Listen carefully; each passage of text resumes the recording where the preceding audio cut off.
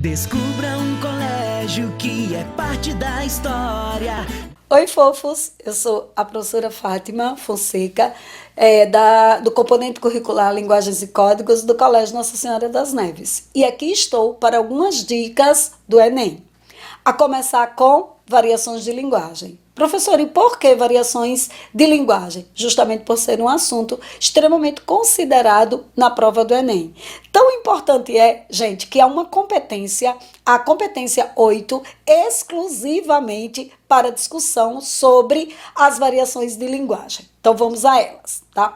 Quando falamos em variações de linguagem, já percebemos o quê? Uma discussão que está aí, né, colocada para um tema muito pertinente, que é o preconceito linguístico. Então é preciso que se entenda que a linguagem ela é mutável, ela se transforma, e ela se transforma na situação, ela se transforma no tempo, ela se transforma no espaço, ela se transforma em diversos contextos. Então assim, hora da prova, lembrar dessa seguinte dica. Primeira, variação diamésica. O que caracteriza a variação diamésica?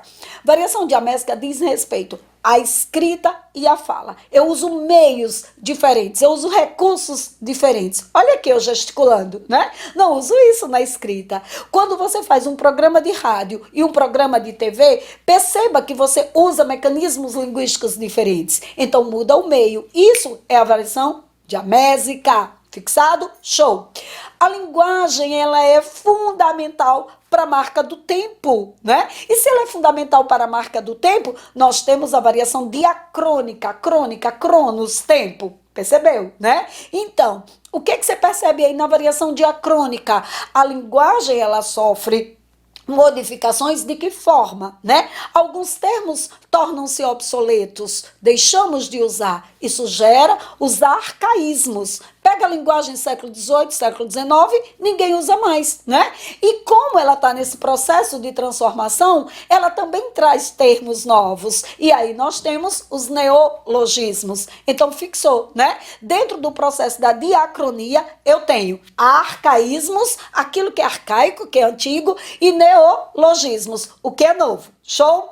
Muito bem. Um outro processo de mudança da linguagem é a situação, né? Nós não nos comportamos linguisticamente da mesma forma. Quem determina o contexto em que estamos, né? Então, um professor, um médico, um advogado, um engenheiro, tenha ele a profissão que tiver, ele pode falar dentro da sua atuação diária com o seu repertório linguístico, certo? Mas quando ele se encontra em casa, no seu ambiente familiar, ele tem um outro repertório, ele tem uma outra conduta linguística, né? Quando está entre os amigos, também outra. Então, nós nos comportamos de acordo com a situação, ela que determina. E isso é a variação diafásica, por isso, situacional. Tudo bem?